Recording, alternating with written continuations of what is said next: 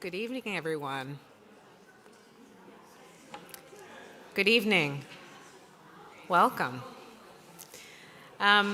It's such a pleasure to welcome you all here to the museum. This has been quite an eventful week, and so I hope that this is a program that we can all enjoy and learn from. My name is Tanya Paul. I'm the Isabel and Alfred Bader Curator of European Art here at the Art Museum. And it's my great pleasure to welcome you all here tonight. Tonight's program is sponsored by the Fine Arts Society. If you're interested in learning more about the Fine Arts Society, there's a QR code for you. And the Fine Arts Society, for those of you who don't know, is a patron group that's dedicated to supporting the European art program here at the Art Museum, whether through programs like this one, conservation, acquisitions, and exhibition support. It's a really wonderful group of people who are curious, intelligent, always wanting to learn, and sort of to share in fellowship in that learning experience. And for those of you who would like to learn more about the Fine Arts Society, we have two wonderful members of our board who have volunteered to be kind of spokespeople.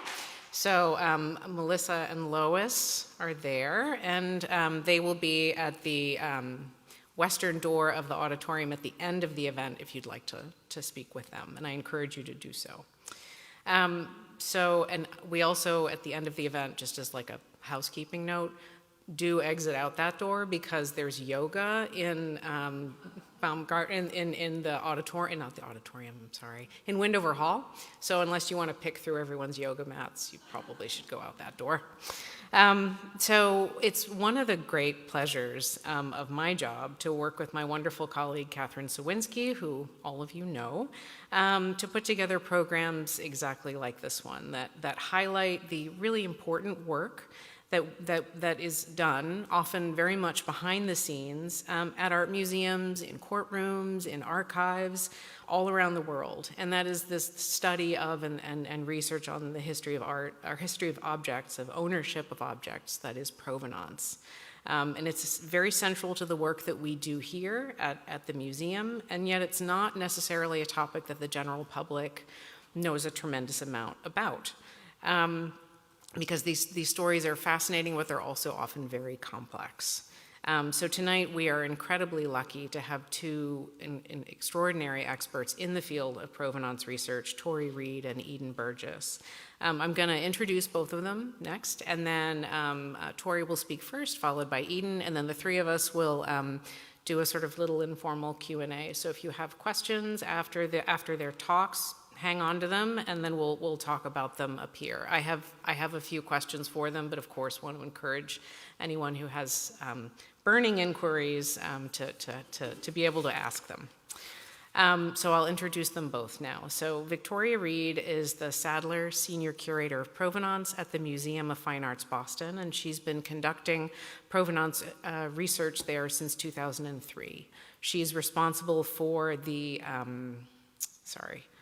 she is responsible for the research and documentation of the ownership history of the MFA's encyclopedic collection, and she's overseen the successful resolution of several ownership claims for the museum, and has lectured and published extensively on provenance research, museum ethics, and restitution.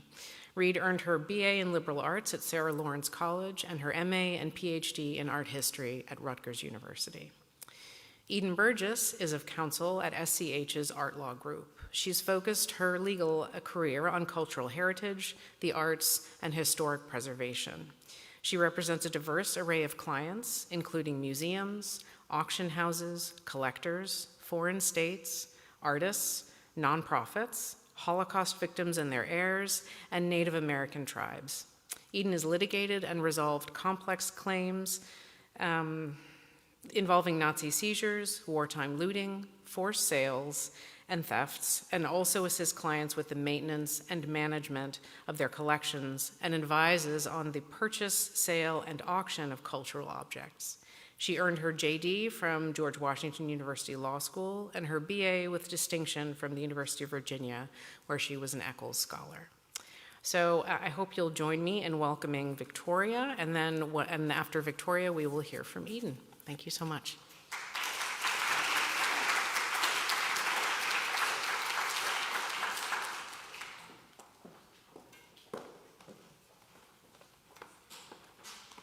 Thank you so much, and thank you for having me here tonight. It's a pleasure to be in Milwaukee and to see your museum for the first time. I had a great time today. So my job as curator for Provenance at the Museum of Fine Arts, Boston, is to research and document the history of ownership, or provenance, of the objects in the collection.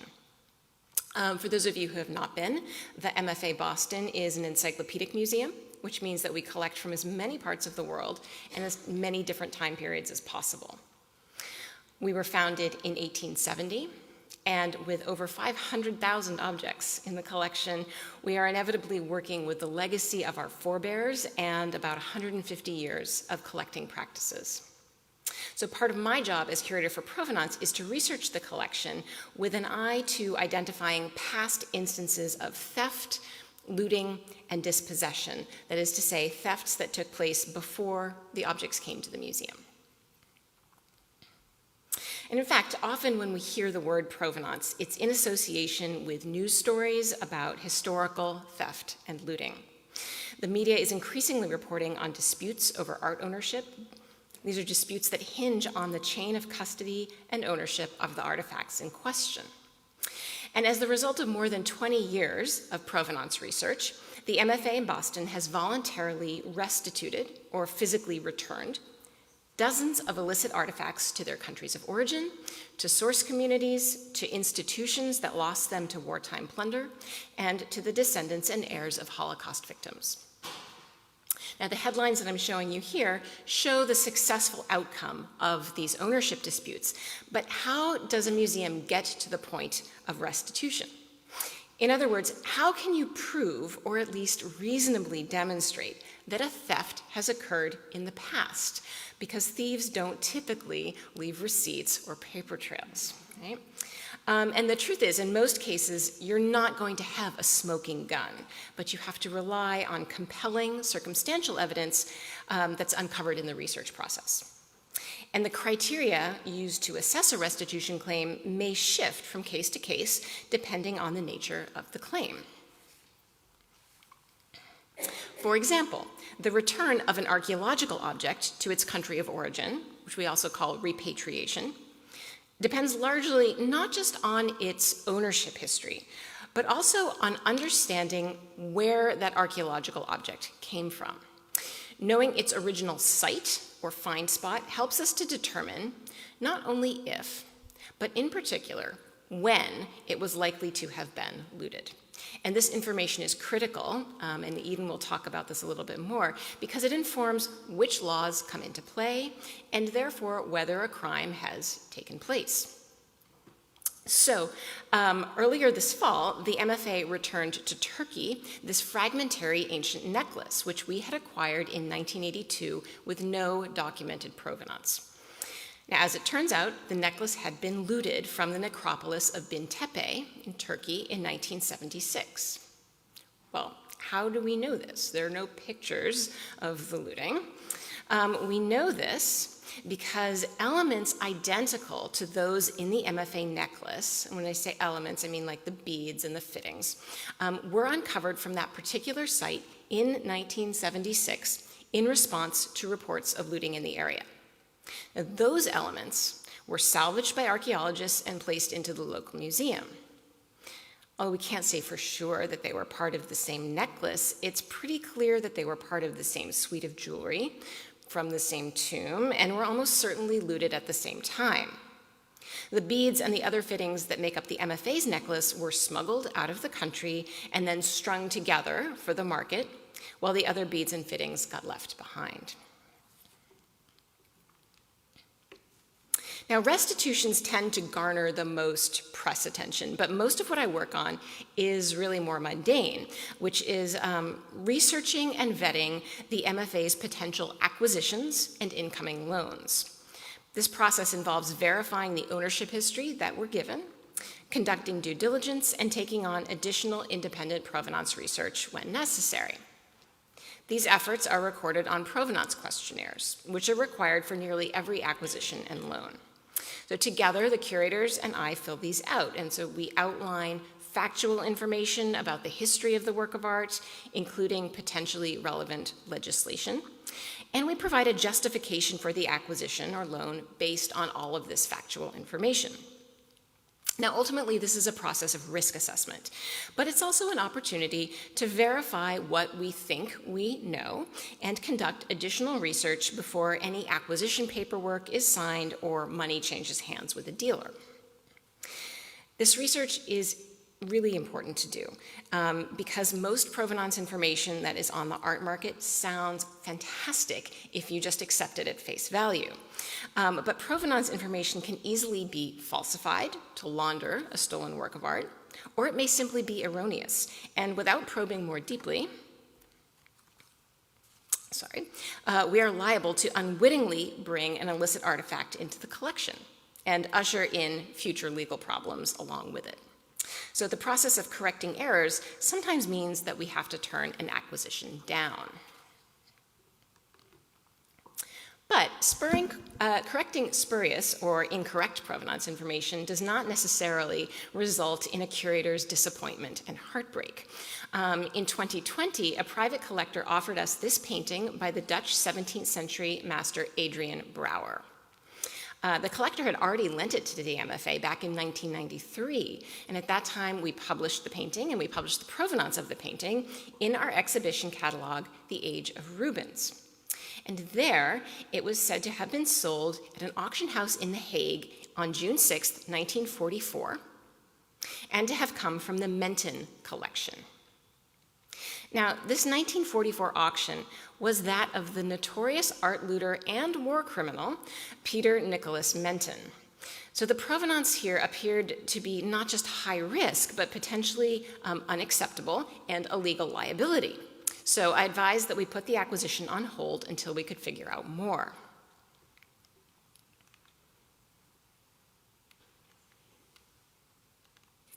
Fortunately, upon close inspection, it became clear that it was another version of the painting that was sold in 1944, not the one in Boston. But the more I tried to trace the provenance, the more questions were raised, because there are at least 6 nearly identical versions of this composition that I found.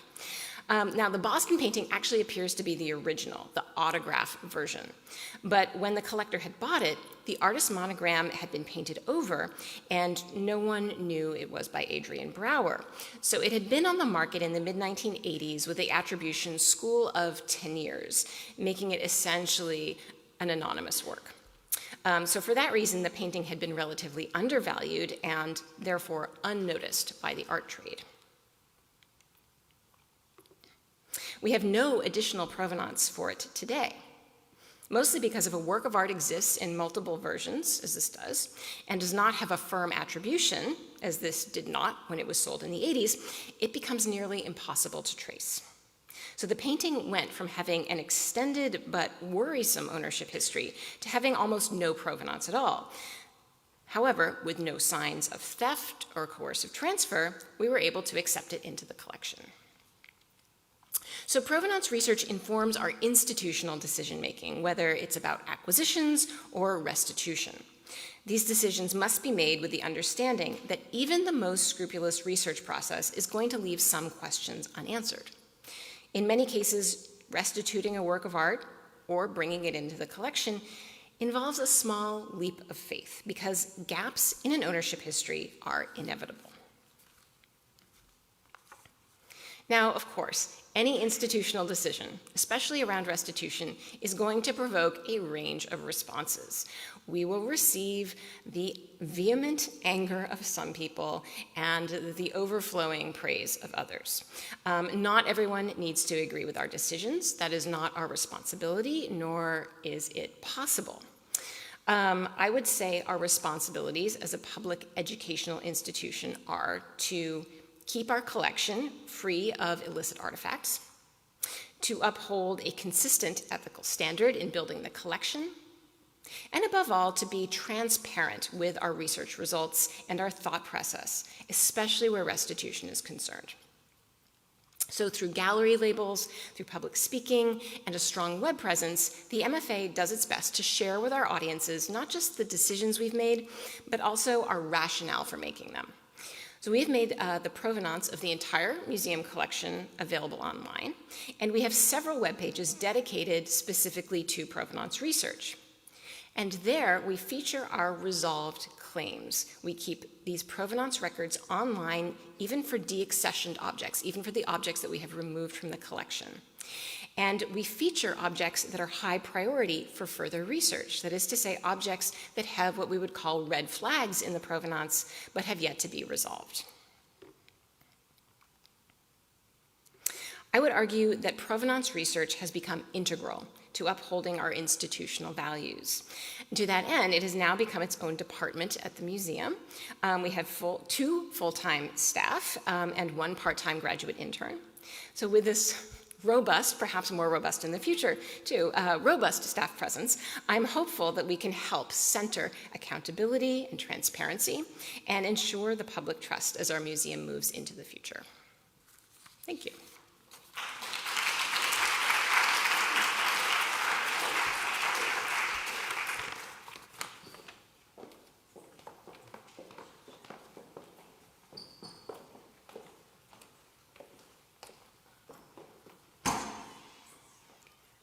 Hello, everyone. Thanks, as Tori said, for having us. We're very pleased to be here. I've also never been to this museum, so really enjoyed walking around today and seeing all of you here. As Tanya mentioned, my name is Eden Burgess. I'm an attorney with Schindler, Cohen & Hockman in New York.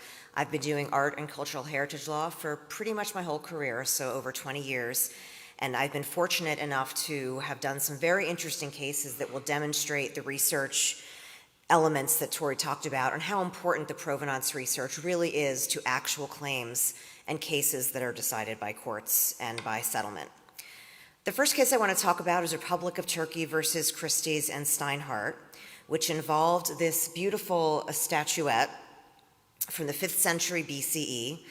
It's known as the Kilia-type figurine, and it was believed to have been used for burial, the way that the head was tilted, that it would lay flat and it sort of looked to the heavens as part of the tomb, the burial of an important person.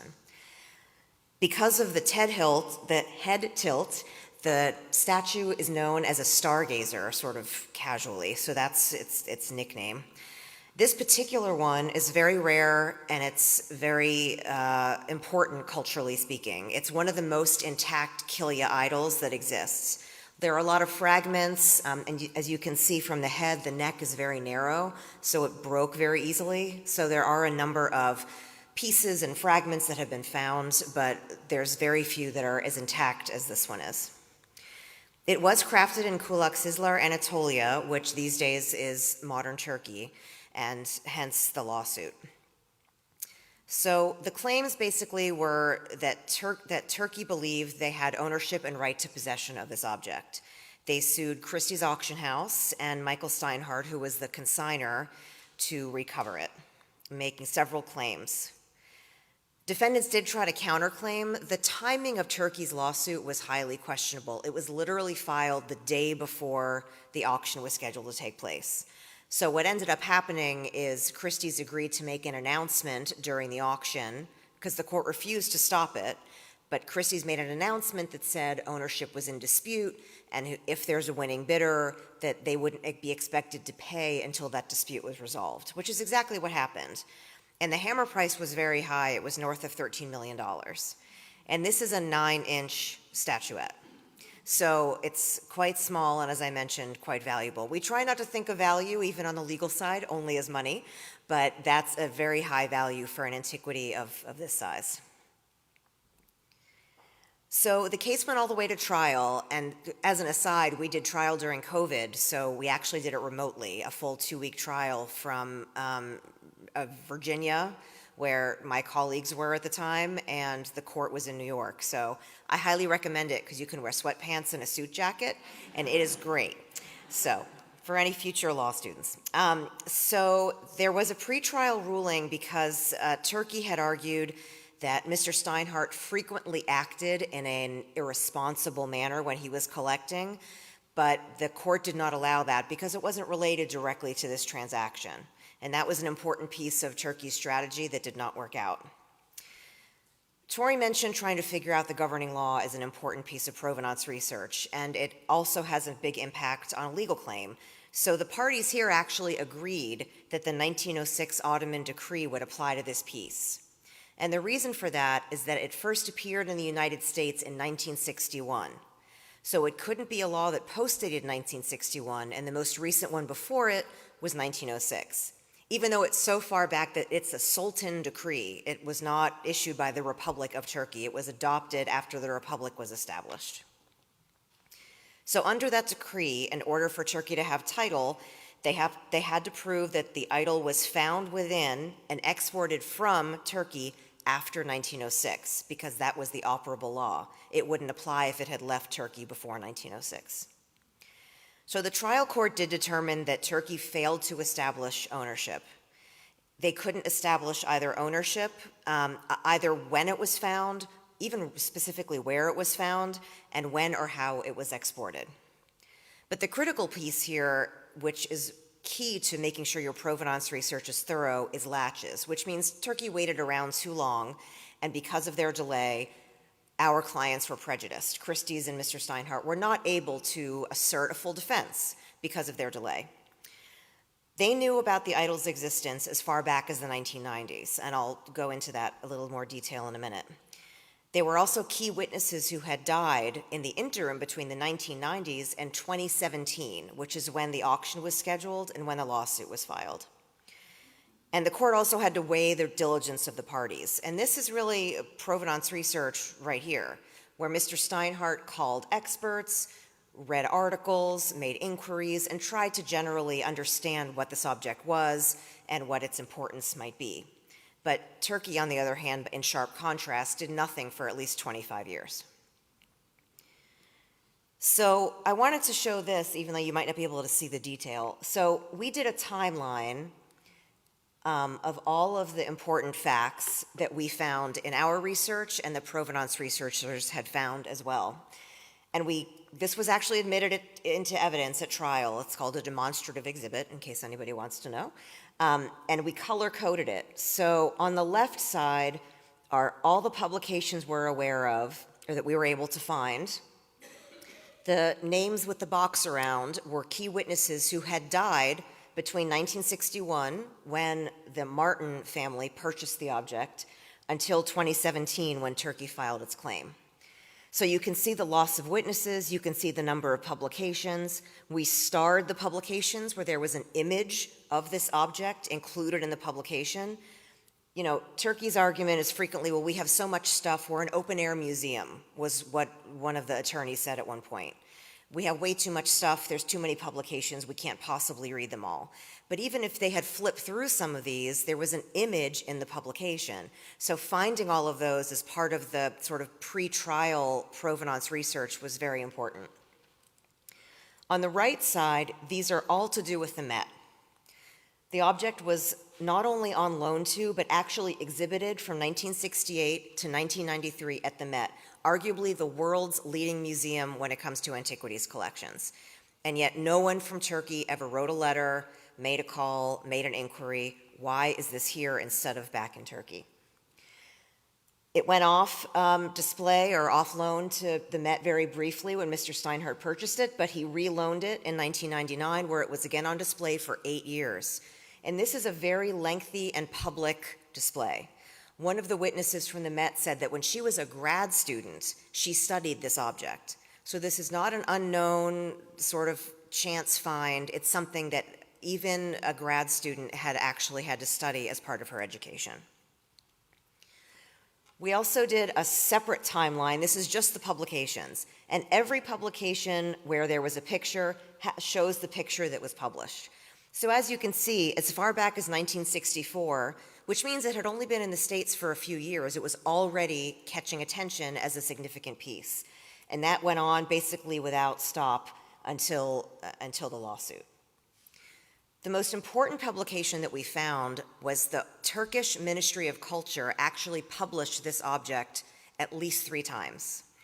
There was a researcher named Rafet Dinç in Turkey who went to Ministry of Culture sponsored events, gave papers, presented on this object. I mean, it was just unbelievable that they could argue that they wouldn't have known or that they shouldn't have had a reason to make an inquiry or a claim years and years before the auction.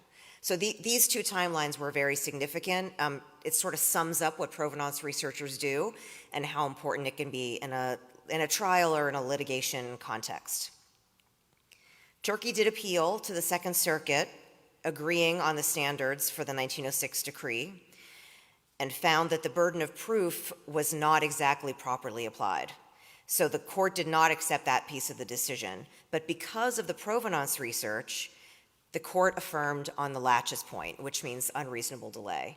So because of all the documentation, the publications, the exhibitions, the Met having possession of it for so long, the court said there's no rational reason why Turkey shouldn't have made this claim in a timely manner. And because they failed to do so, both of the Martins had passed away, the dealer who helped them acquire it had passed away, and there were several other important witnesses who were no longer living. So that provenance research was really key in that decision. And one other case I want to talk about, Weinberg versus Bissonnette, this painting by Franz Xaver Winterhalter. And I will say, as an aside, I was in, I want to say Montreal for a conference, and I was walking around the museum during some free time, and they had this painting on the wall on loan from the estate of Max Stern. And it was, that's never happened to me before. It was really amazing just to turn the corner and see it there. And they had a plaque next to it explaining its background. And so it really helped for me to see, the real impact that my work can have if I'm really lucky. So this painting was owned by Max Stern and his gallery, Gallery Stern, in Dusseldorf in the 1940s. And as I'm sure people in here have heard, that wasn't a great time to be a Jewish art dealer in Germany. So he and his wife did have a lawyer, and they fought against the Nazi orders for many years, but eventually the Nazi authorities did issue a liquidation order. In fact, the day before the Nazis raided their home and the gallery is when Max and his wife escaped. So it was pretty much by the skin of their teeth, literally, that they were able to get out, and they ended up emigrating safely to Canada. But in the meantime, the inventory of the gallery was sold at what they called a Jew auction, which is literally what the catalogs say, when collections and inventories were seized from Jewish art dealers.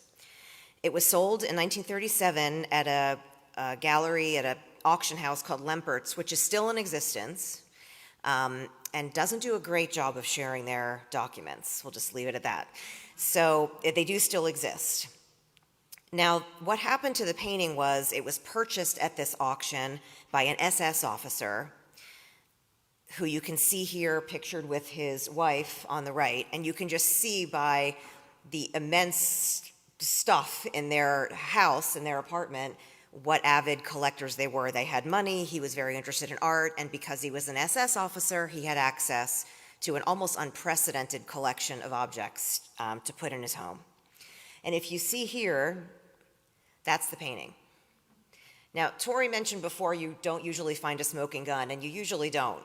But because this SS officer had money and access and a huge collection, they were interested in having photographs maintained. So they did take a photograph.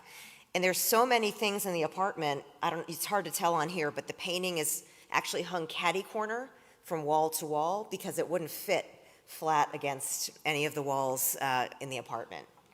So we were very fortunate to have access to this kind of evidence thanks to provenance research.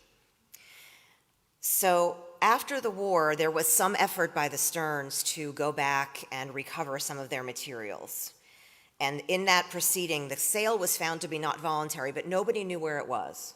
Because, of course, as the Nazi regime collapsed, objects got spread around, they got hidden, and the painting was lost. It was found decades later in Rhode Island, of all places, owned by the stepdaughter of the SS officer who had purchased the object.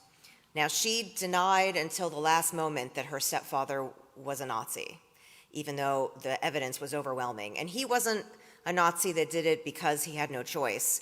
He lent his warehouse to the SS for training exercises. There were complaints about him after the war during the investigation of things that he himself had done to Jews in his area. So he was really a Nazi, and he was, like I said, fairly high up in the SS. So the stepdaughter had it when we found it. The auction house in Rhode Island was glad to pull it off the auction as soon as they heard about the history, but she and her husband were not so happy to give it up. And during negotiations, her husband said that we would get the painting back over their dead bodies. So just to show you that sometimes even the justness of a claim doesn't necessarily accomplish a settlement or a proper negotiation. So the case did go to court. It was actually ruled on summary judgment, so we didn't need witnesses or experts or any of that. And the First Circuit, the District Court of Rhode Island ruled that the forced sale is the equivalent of a theft. Now that may seem like an obvious concept, but as time has gone on, I've started to think about forced sales on a continuum. Now this was very easy, right? Because the Nazi regime issued a written order that said, you must sell everything and it is now ours. So there was no wiggle room. But there are other cases where a Jewish family may have sold a painting that they would rather not have sold because they needed more visas for their family. So is that technically forced? Is it not forced? What about a Jewish family having to sell it just for money for food? So they sold it below market and they sold it when they didn't want to. Is that duress? Is that a forced sale? And these are the edges of this forced sale concept that are still being litigated. And it was affirmed on appeal, and the First Circuit justice who wrote the opinion he's since retired, but he was very well known for his dramatic and flowery language, and he concluded his opinion by saying, the mills of justice grind slowly, but they grind exceedingly fine, which kind of summarizes the entire world of Nazi looting and the cases that come out of that. And I just want to point to one important provenance piece that we did find. As I said, Lempert still exists. And we were able to find a list of their important sales. And you can see down here at the bottom, sale 392, Gallery Stern, Dusseldorf, 1937. So there was never any doubt that it was a forced sale by the Nazi regime, and we were able to recover the painting for the estate of Max Stern, who, as I said, has loaned it around, and I was fortunate enough to see. So I hope that gives you a little of an idea of how provenance plays such an important role in figuring out where these objects should be and where they shouldn't. Thank you.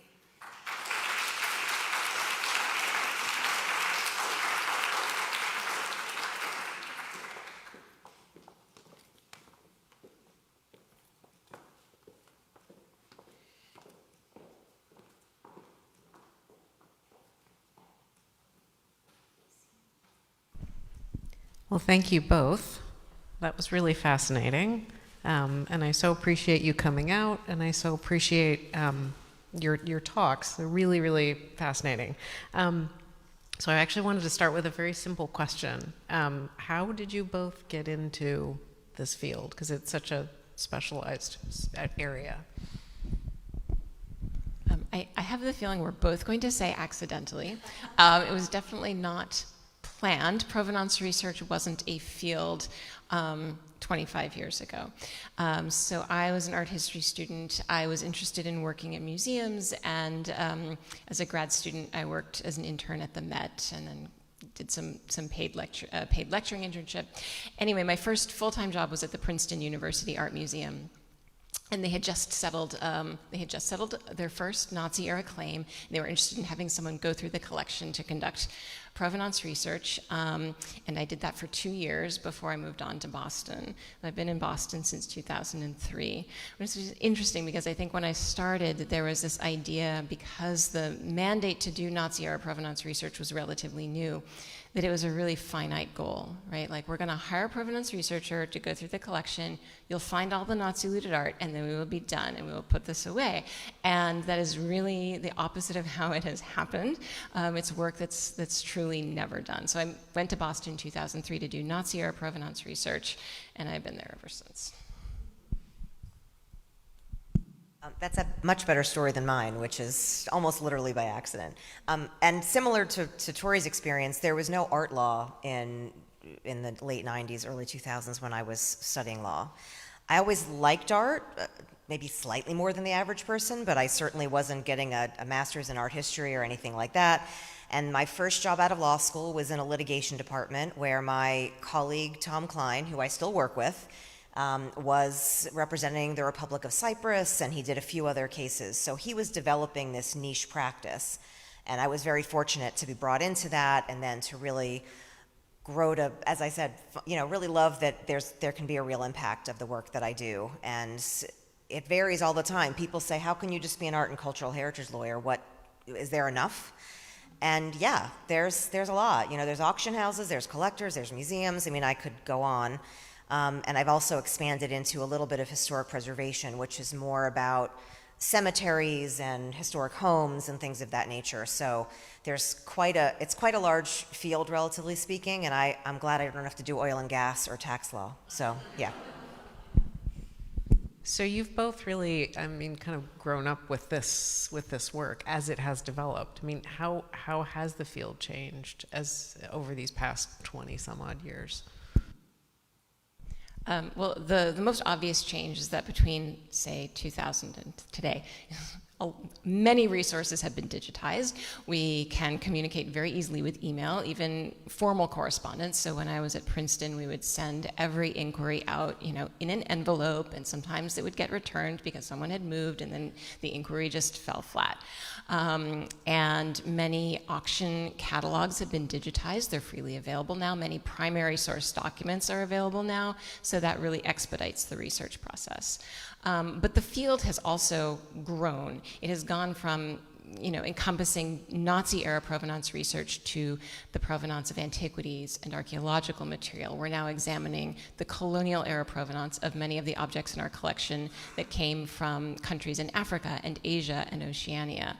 So the field has really expanded, and I think, like I said, it's not like you go through the collection and you find all the looted art and then you're done. It's ongoing work. It is evolving as collecting ethics evolve. So I think perhaps the biggest change is that almost everybody in the art world, hopefully by now, has gotten the memo that this is important work and it's integral to what we do. Whereas I think in the past, people thought it would go away or they didn't have to pay attention to it. So all the things that Tori mentioned directly affect what I do. So the increased accessibility of digitized documents, the ability to communicate by email, and all of that, and the growing field of provenance research generally are all things that have changed the legal practice as well. I would add as well that because there was not such a thing as art law when I was in law school, that's very different now. I mean, if I applied for an art law job out of school now, I would never get one, because the people we see now have a master's in art history, and they studied in Egypt, and they did a dig in California on a formerly native land, things like that, and they speak 6 languages. I mean, I could go on. So because of the increasing popularity of this kind of research and the accessibility of sources, it's grown a lot in that way, and that changes the kinds of people who are coming in to the practice, which I think is very exciting.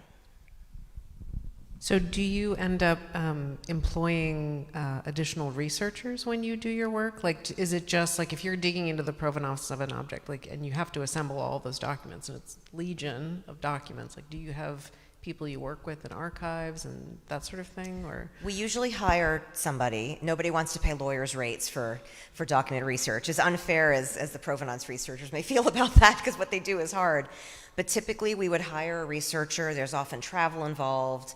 If it's a Nazi case, someone who speaks German is very useful. So it depends what the case is, but typically we would hire someone. And then as the legal team, we have to assess the importance of the evidence that's found. Is this relevant? How can we use it? Can we put it into a cool timeline where the judge will understand it right away? So that's the connect that we have to form between the research and the applicability in an actual claim or case.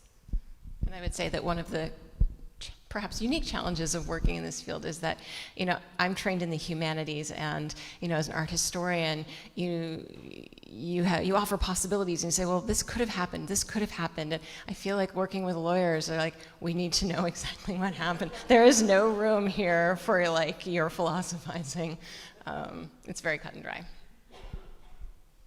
So I thought I'd open it out. I don't know if we have any questions, but yeah, please.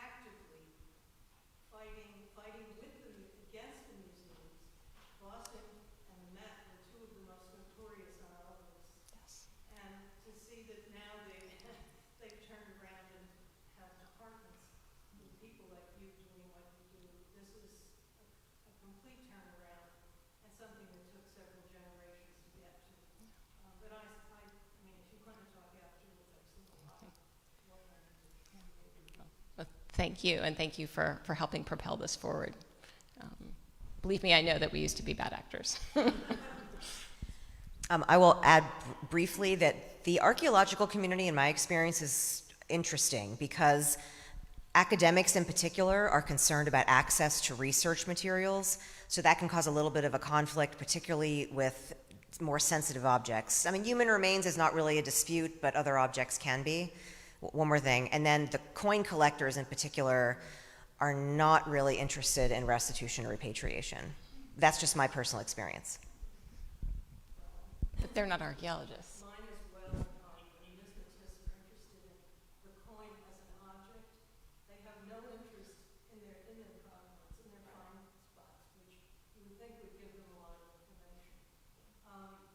The question you raised about access to information was one of the arguments brought kicking and screaming into this whole dispute. That is, people saying, well, but, if we put it out on the shelf, someone can come and look at it and do research on it. The archaeological argument against that is that without the provenance, without the original find spot and knowledge of its context, you know very little about it. You have a pretty object on a shelf, you can maybe say, well, it's from the 5th century BC and it's classical Greek. But you don't know where it came from. Classical Greek objects are found all over the Mediterranean.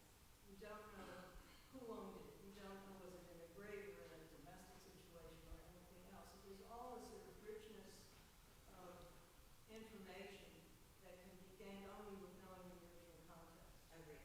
As well as the chain of evidence since then, what happened to the object since then. So you just lose tons of information by treating it as an individual object by itself. That's our argument. Coming at it from the legal side of things, I'm a lawyer, but not a legal. How has the law evolved in this area? For example, has the EU developed legal frameworks that are transnational? Has it become a point of negotiation in peace negotiations and things like that? Tanya, could you repeat the question for us? Sure. The question was, and please, if I get it wrong, please jump in. The question was about how the law has evolved, and an example was asked, like in terms of the EU have what am I missing? Standards. Have they shifted? How have they evolved? Yeah, so, I mean, the short answer to the EU question is not really, just because there's no enforceability of an international legal system.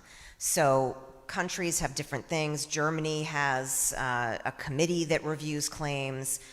I think Austria has one as well. I think France has one. So there's 5 or 6 countries that have these review committees. It's supposed to make it cheaper and easier for claimants to have their claims resolved. It hasn't always worked out, but Germany is making some changes right now. Actually, they made them this year that should make it a little bit easier. So there's no overarching changes. To me, the biggest change, even though this is not legal, has been in the public opinion. So for museums that have a responsibility to their stakeholders, their members, the public pressure of decolonializing collections, of returning Benin bronzes, things like that, have really impacted museum decision-making, even without a legal regime that requires it. So that's the biggest change that I've seen, is the public pressure and the social justice of our country in the past 5 to 10 years has gotten much heavier and has had a bigger impact on collecting institutions. Is it a point of negotiation in treaties and peace negotiations and that sort of thing? Do you have things? I mean, not that I'm aware of. I know that, for example, Poland and Russia both have a lot of each other's stuff. There's some myth about a big room under the Kremlin or something where all these famous Polish missives, because Poland, as anyone who's read about World War II knows, was deeply damaged and had huge thefts. They developed a CD that has all of their missing objects on it. There's some very famous pieces that are missing. So there's some interesting myth about Russia still holding on to a lot of those, and vice versa, that Poland took a lot of things sort of as payback. I don't know whether that's true, and they certainly talk about it, but I don't think it's had a big impact on any peace or treaty negotiations that I'm aware of. How has the attitude of museum directors evolved over the past, say, 30 years to ensure proper restitution?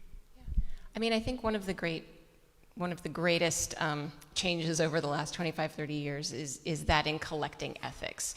And I remember once maybe it was our director, our board member said, okay, well, here's where we are today, but like, kind of where are we going to be in 10 years, and where is it going to end? And you realize, like, it's not a process that ends, right? Ethics continually evolve. So I can only speak to my experience. I think we have a director who's very, very supportive of these issues, very open to issues of restitution. Our board is fantastic. And part of that, I think, has been involving the staff in board meetings, in collections committee meetings, so that they're hearing about this on a regular basis. If you inform your administration, you inform your board, and you inform your collectors, then we're all going to sort of evolve, I think, at the same pace. But when there's a disconnect, I think it's a more difficult process. So I'm not sure if that really answers your question, but.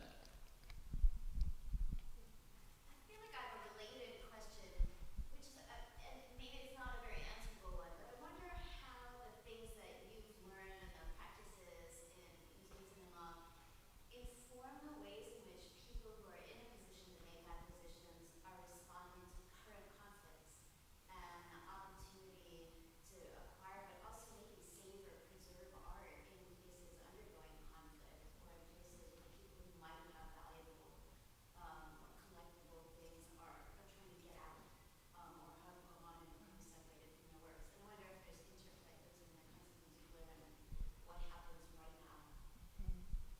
I mean, I can just say from a museum perspective, we are not striving to be a safe haven for objects that may be in danger. Now, there's a kind of asterisk to that, because there are provisions by which objects can be removed from conflict zones through the Association of Art Museum Directors. However, I'm not aware of any examples where that's been the case. So I think it's kind of an older attitude that values museums as like saving these works of art for the world. And I think particularly a younger generation of curators now feels very differently about collecting than perhaps the generation that is now retiring, that they're invested in valuing the agency of source communities and source countries over this idea of museums saving culture. I think that idea is one that is slowly going out the door.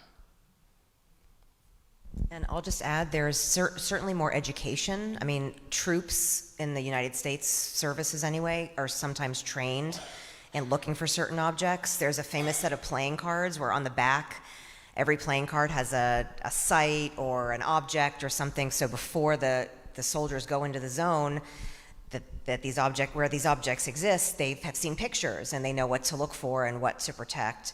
There's also Committee of the Blue Shield, which is sort of an offshoot of the military. It's run by a former Army officer.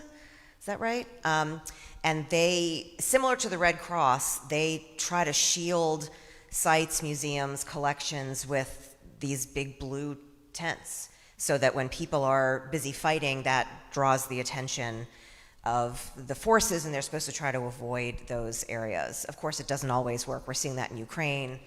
And then there's the natural disaster issue, which a tent doesn't do anything about. So there's still a lot of losses, but there is a lot more education, even amongst collecting institutions here. Hey, watch out for this, because there was a lot of looting, and watch out for that. So that, to me, is the biggest change that I've seen. I'm struck by the difference between the two Turkish examples that you both spoke about. The one example where circumstantial evidence seems to have led to restitution, and another where, I guess we could gloss it by saying Turkey seemed quite negligent in not moving forward this case sooner. But that case didn't resolve the moral issues, right? The legality seemed to make a very clear case for Turkey to have done something sooner. But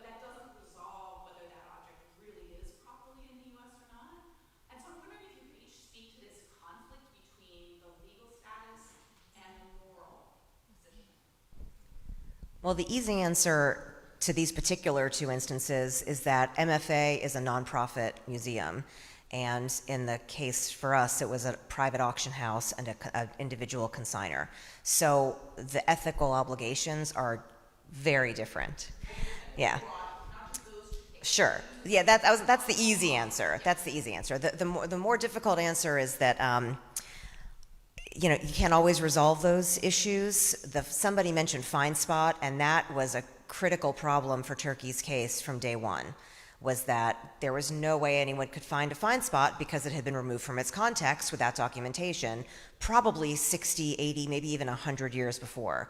And no matter how much research is done, you're probably never going to answer that question. So because of those inevitable and substantive gaps in the story, the repatriation would not necessarily have been appropriate, at least under the legal standards that were applied. Whereas in our case, we knew where it came from and when it left. And it's pretty rare that we have those two data points so firmly fixed. But I would also say, in terms of the relationship between law and ethics and also museum policies, like, we can't look to any one of those three factors as a sole, what am I trying to say, like, to make our decision on. Like, the law is the bare minimum. The law is not something that we have a choice. Everybody has to obey the law. Okay, so we put that there. Then there's the field of museum ethics, and then there's our museum policy that informs how we make these decisions. But I would say, we're striving to make ethical decisions that are rooted not in the letter of the law. I'm not being very eloquent here. Not in the letter of the law, but in the spirit of the law, and so that they kind of all work together. How is a decision made by a museum to take a piece like Stargazer and give it to an auction house? Where does that, because I just see a question of ethics and values, who's making that decision at the Met? How did they give up the piece and say we want to raise money, so they gave it to Christie's? How did that come about? The Met only had it on loan. They never owned it. So the loan could be recalled at any time, and eventually it was. So there are, and Tori can speak to this better, there are a lot of rules about deaccessioning for museums. Deaccessioning is allowed. It's done regularly to keep a collection up to date or to maybe transfer pieces to an institution where it's more appropriately fitted. But there are limitations on what the institution can do with the proceeds of that sale. For example, it's supposed to be used for the care and collection, for the care and, what's the word? There's a phrase, I forget what it is. Care of collections, something like that. Care and maintenance, something like that. So you can't build a new wing. You can't use it to pay your utility bills, for example. It has to be used for the collection. But that's an example of museum ethics. That's not the law, and it's not necessarily one museum's policy, but those are the ethical guidelines that have been issued to American museums to follow.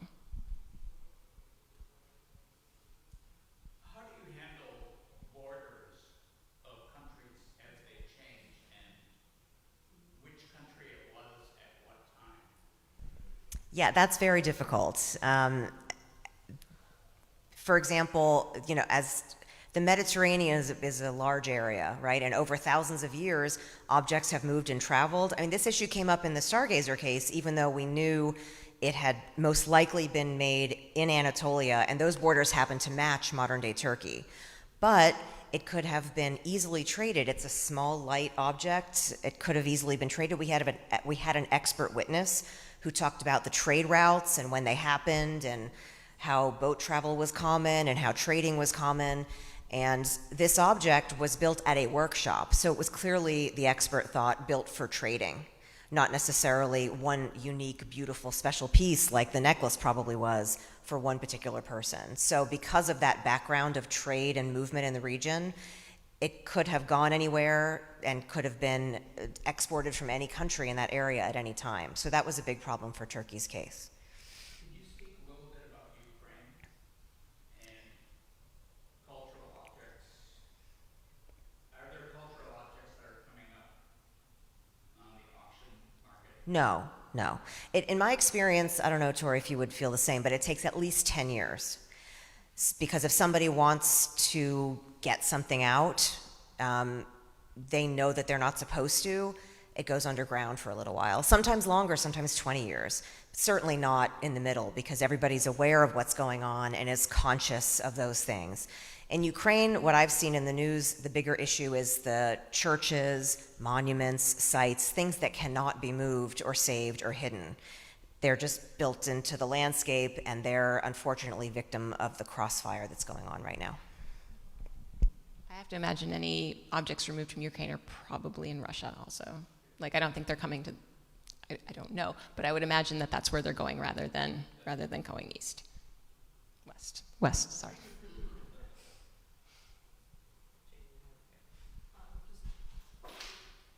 Point of information, I'm surprised that you haven't mentioned the UNESCO Convention of 1970, which is another one of the things that gets considered.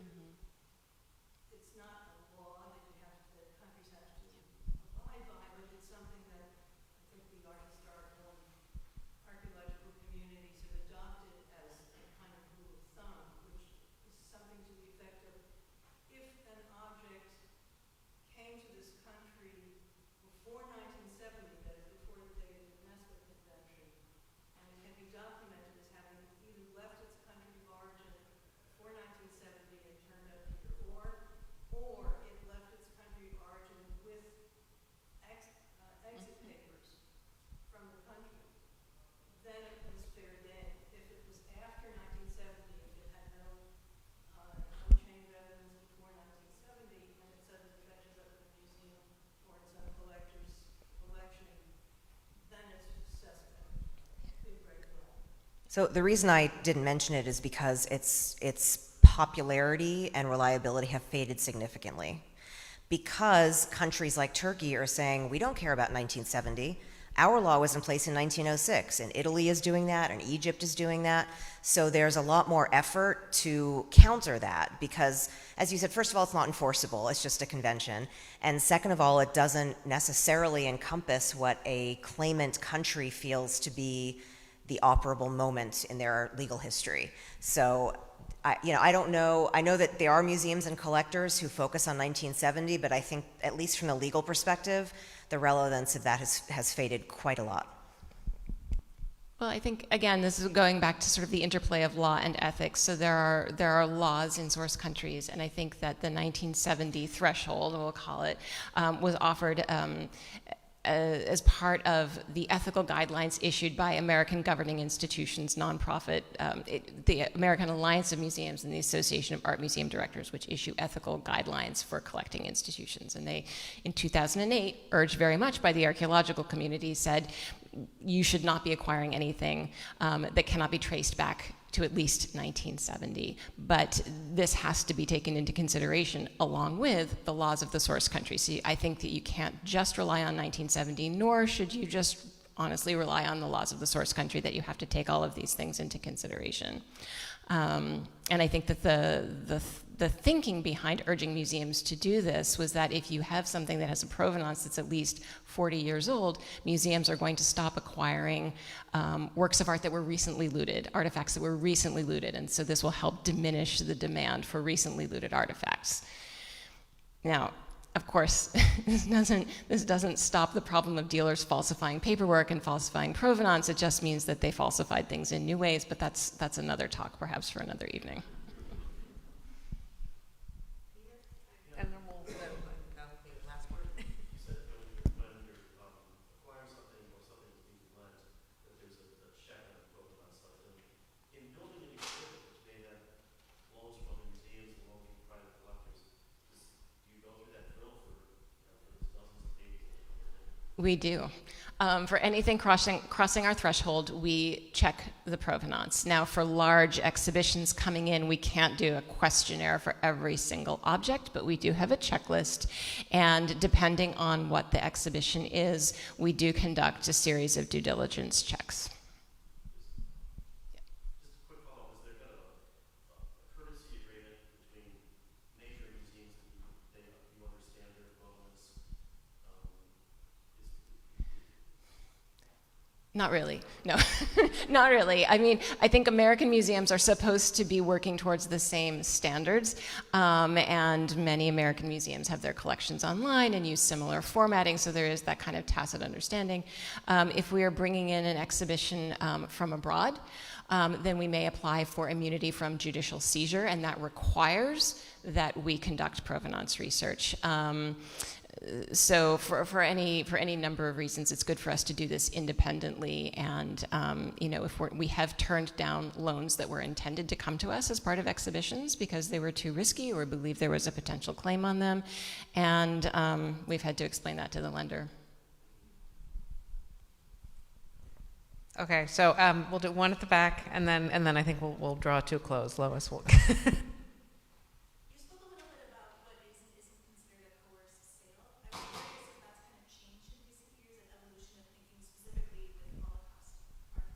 Yes, very much so. Yes, it has changed a lot. I think that the understanding about what duress really is has shifted, particularly in that area. There's still on the margin things like a family selling a painting that they would really have preferred not to for a lower price because they needed food or shelter or something like that. When it's not directly related to the Third Reich, it's harder. That's still on the far end of the duress continuum. But there's always cases that try to push that a little bit harder so that the courts can understand the reality of what was really going on and what duress really meant at that time. It can be difficult. So that's the far end. But yes, it is definitely shifting over time to be more inclusive of what duress is. There are three questions that we routinely ask when we assess duress sales. One, would the sale have taken place if the Nazis had not been in power? Did the seller have a choice about when, how, to whom to sell? And third, did the seller receive proceeds, fair proceeds, over which he or she had free disposal? And that's not necessarily a checklist. It's not like, oh, we answered one, yes to one and two to no, that means it's a duress sale. It's more that these are the questions that help guide our thinking, because these were the criteria that were used in post-war restitution law, right? Military law 59 in Germany, to sort of assess whether sales were forced or coerced. And I think often what I've found is that it comes down to whether or not the seller received proceeds over which they had actual disposal. In other words, did they receive proceeds that were then put into a blocked account that they couldn't access? That's really not fair free disposal. Did they receive money to survive because they had no other means of subsistence? I mean, I would not say that that's fair and free disposal. And then Lois, if you go ahead. We've talked a little bit about museums especially, and also churches briefly.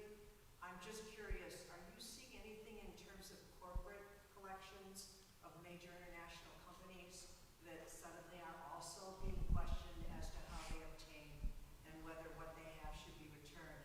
It's probably a much smaller scale, but is that also surfacing? In my experience, corporate collections tend to be more modern. Some of them are even just brand new. The company's building some fancy building and they hire an artist to, and they specifically order things, so to speak. But so I'm not aware of a lot of corporations that would take that kind of risk. They tend to stay away from those kinds of risks, and as far as I know. Well, thank you both so much.